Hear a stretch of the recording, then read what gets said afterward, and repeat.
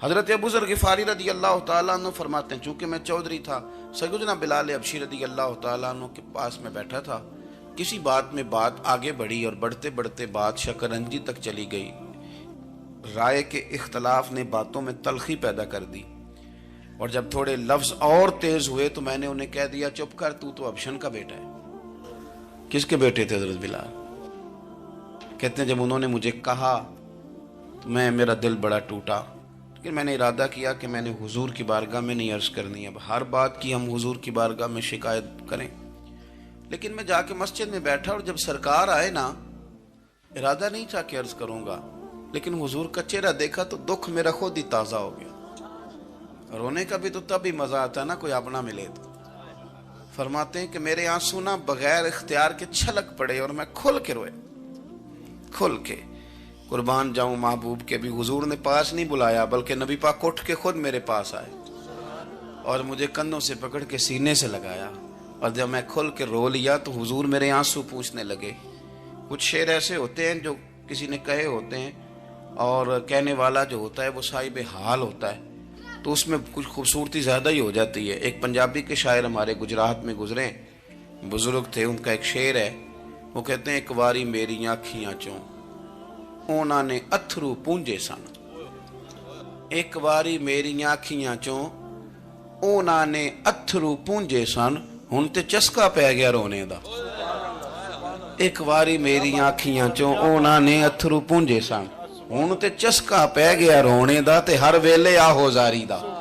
تو میں روز رونے لگا ہوں، مزہ ہی بڑا آیا ہے جب سے محبوب نے چپ کرانا شروع کیا۔ میرے عزیز، اور پھر حضرت بلال حبشی رضی اللہ تعالیٰ عنہ چونکہ حضور کے غلام تھے اور انہیں پتہ تھا کہ سرکار میری ناز برداری کرتے ہیں، حضور نے چپ کرایا۔ فرمایا کیوں روتے ہو؟ تو عرض کرنے لگے یا رسول اللہ صلی اللہ علیہ وسلم، اگر میں ابشن کا بیٹا ہوں تو میری تو غلطی کوئی نہیں نا، یہ تو تقسیم اللہ کی ہے نا۔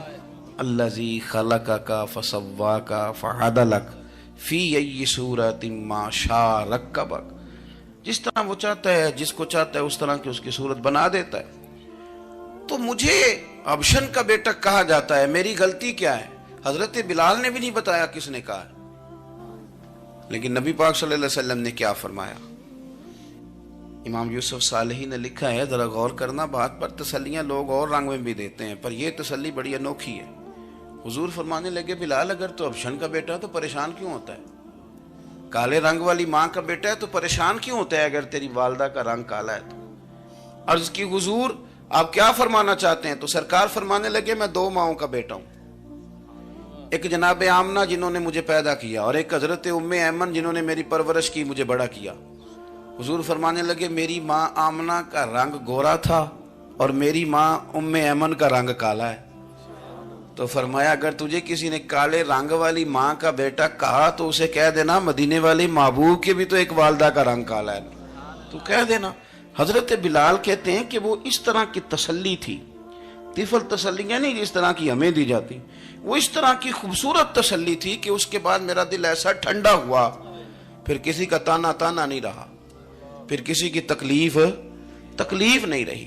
رسول پاک صلی اللہ تعالی علیہ وسلم نے یہ جو آج تقسیم ہے ہمارے ہاں اونچ نیچ کی، چھوٹے بڑے کی، ذات برادری کی، حضور فرماتے ہیں میں نے پاؤں کے نیچے رکھ کے کچل دی، اب اس کا کوئی سٹیٹس نہیں رہا، اب یہ کوئی معاملہ نہیں۔ پھر میرے بھائی ایک معاملہ ہمارے اندر جو اور بڑی شدت کے ساتھ آیا ہے اور جس نے بڑا زور پکڑا ہے، وہ یہ ہے کہ ہم نا پڑھے لکھے لوگوں سے معذرت کے ساتھ، پڑھے لکھے لوگوں کا بھی ایک مسئلہ ہے، وہ دوسروں کو جاہل کہنا ضروری سمجھتے ہیں، الا ماشاء اللہ۔ میں اکثر کہتا ہوں کہ یہ تو آسان کام ہے نا، آپ نے کہہ دیا جاہل نہیں جی سارے پنڈ والے، یہ تو بڑا آسان کام ہے، تو جان چھڑانے والی بات ہے۔ ان پڑھ ہیں جی اس قوم دا کچھ نہیں بن سکتا، بھی تو آسان کام ہے، جان چھوٹ گئی۔ میں بھی کھڑا ہوتا ہوں نماز جنازہ کی امامت کرنے کے لیے، کبھی تو کہہ دیتا ہوں کہ جناب آج لوگوں کو نماز جنازہ کی دعا نہیں آتی، تو سوچتا ہوں کہ اگر کسی نے کھڑا کر کے پوچھ لیا کہ آپ نے کتنے لوگوں کو یاد کرائی ہے، ہم نے کبھی کہا کہ آؤ بیٹھو یاد کراؤں، تو اس کا جواب کیا ہے؟ تنقید کرنا آسان کام ہے اور تعمیر کرنا یہ مشکل مرحلہ ہے۔ عزیز دوست، ہمارے ہاں نا ان پڑھ بندے کے ساتھ اور اس بندے کے ساتھ جس کی سوچیں محدود ہیں. ہمارا رویہ اتنا تلخ ہوتا ہے.